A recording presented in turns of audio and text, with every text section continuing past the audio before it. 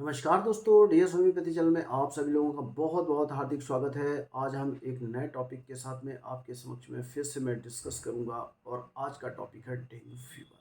ये dengue fever friends इतना ज़्यादा भी प्रॉब्लम इस समय पर चल रहा है कि जब भी कोई सुन रहे हैं तो देखा कि इसको कोई डेंगू फीवर हो गया।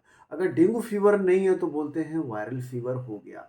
और इसमें फ्रेंड्स देखते हैं कि इसमें प्लेटलेट्स इतनी ज़्यादा हो जा रही हैं, क्योंकि सभी को पता होना चाहिए कि जब भी कभी ऐसा कोई भी फीवर आता है या कोई भी बैक्टीरिया वायरस हमारे बॉडी के अंदर में इंसर्ट होता है, तो हमारे बॉडी के अंदर में एक आरबीसी ब्लड है, एक डब्ल्यूबीसी है, तीसरा एक प्लेटलेट्स है। तो ये इन बैक्टीरिया वायरस से फाइट करते करते ये इंजर्ड हो जाते हैं और इसी बीच में ये आ, इन ब्लड सेल्स की डेथ होती जाती है, जिसकी बॉडी में डिफिशियंसी होती जाती है, क्योंकि ये लगातार उस बैक्टीरिया वायरस से फाइट करते करते उनकी संख्या इतनी कम हो जाती है। तो दोस्तों, ये डेंगू फीवर क्यों होता है पहले हम ये डिस्कस करेंगे।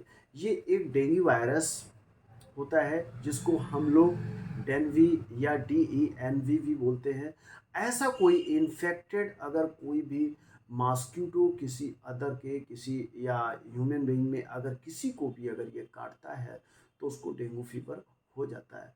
अब ये डेंगू फीवर ये ऐसा क्यों होता है? ये जब हमारा रेनी सीजन होता है और रेनी सीजन से जब हम प्रवेश कर रहे होते हैं विंटर सीजन की तरफ, उस टाइम पर ये बैक्टीरिया वायरस बहुत ज़्यादा एक्टिव होते हैं।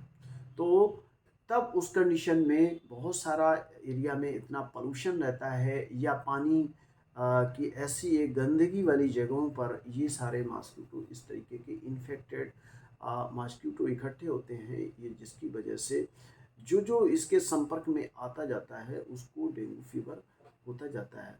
और ये एक तरीके से कंटेजियस की तरह ही काम करता है कि अगर व्यक्ति के किसी एक व्यक्ति के अंदर में है, अगर वही किसी और अदर इन्फेक्टेड पर्सन के अगर वो मॉस्किटो अगर उसको काट लेता है तो उसको भी हो जाता है।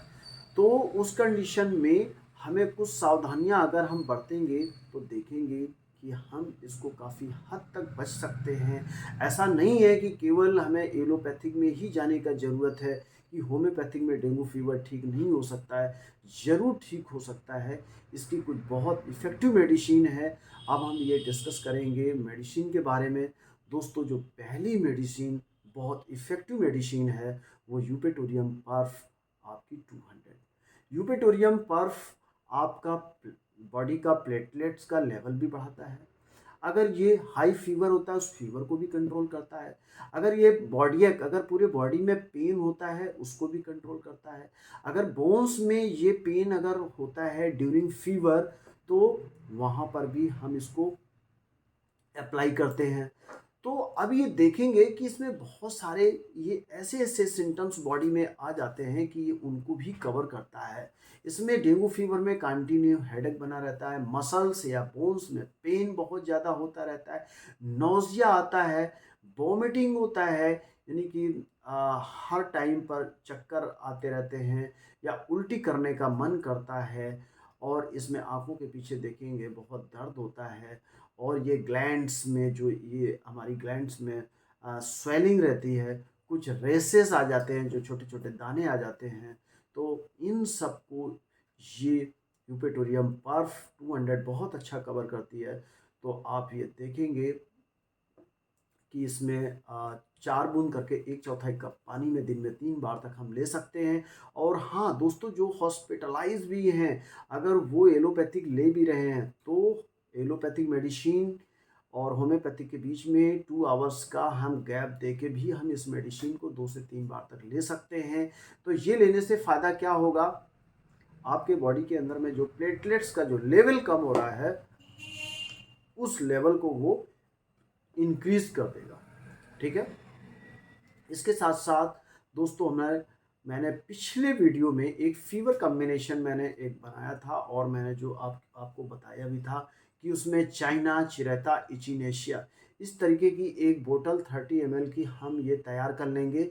इसमें 10 ml यानी कि 10 ml मदर टिंचर हमारी चाइना की, 10 ml हमारी चिरेता की और 10 ml हमारी इचिनेशिया की। तो चाइना, चिरेता, इचिनेशिया 10-10 ml की हम ये रेडी करेंगे और 30 ml ये हमारी मेडिसिन तैयार हो जाती है।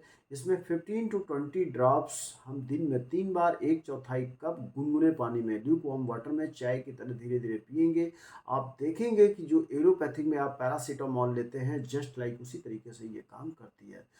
थर्ड एक मेडिसिन का बायोकेमिक का एक मिक्सचर है जिसमें हम फेरम फास्ट 3x और कालीमोड 3x, ये दो मेडिसिन हम उसमें लेकर के बनाते हैं। आप देखेंगे कि उसके बहुत इफ़ेक्टिव और अच्छे रिजल्ट आते हैं।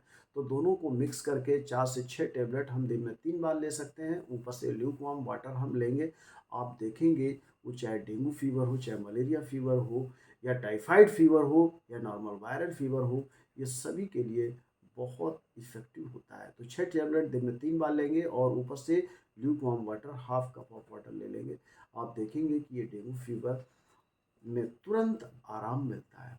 तो दोस्तों ये 3 मेडिसिन मैंने बताई। पहली मेडिसिन यूपेटोरियम पर्फ 200 बताया, फिर हमने फीवर कम्बिनेशन चाइना चिरेता चिनेशिया का बताया, फिर तीसरी मेडिसिन हम कालीम्यूर एंड फेरम फास्ट बताया। इसके अलावा भी बहुत सारी मेडिसिन है, जैसे एक चिनिनम सल्फ करके एक मेडिसिन है। जब भी कोई फीवर नहीं उतरता है तो चिनिनम सल्फ हम 30 पोटेंसी में ले सकते हैं, 4 बूंद दिन में 3 बार अगर फीवर। इसके अलावा भी बहुत सारी मेडिसिन हैं लेकिन हम उसका जिक्र नहीं कर रहे हैं। लेकिन जो मोस्टली हम मेडिसिन यूज़ करते हैं या क्लिनिकल प्रैक्टिस में हम इस्तेमाल करते हैं, वही हम मेडिसिन आपको शेयर कर रहे हैं। तो आई थिंक ये बहुत अच्छे से वीडियो आपको समझ आया होगा। फिर भी अगर कोई आपको डाउट, संदेह अगर रहता है तो डिस्प्ले में मेरा कॉन्टैक्ट नंबर आएगा, आप ज़रूर हमसे कंसल्ट करिएगा। और जो हमारे इस वीडियो को जो पहली बार देख रहे हैं, प्लीज़ हमारे चैनल को सब्सक्राइब करिएगा, शेयर करिएगा, लाइक करिएगा। मैं इसी तरीके से आपके लिए मैं वीडियो में बनाता रहूँगा। आपने पैसेंस रख के मेरे इस वीडियो को मैंने देखा, उसके लिए बहुत बहुत आप सभी लोगों को थैंक यू सो मच। जय हिंद, जय भारत।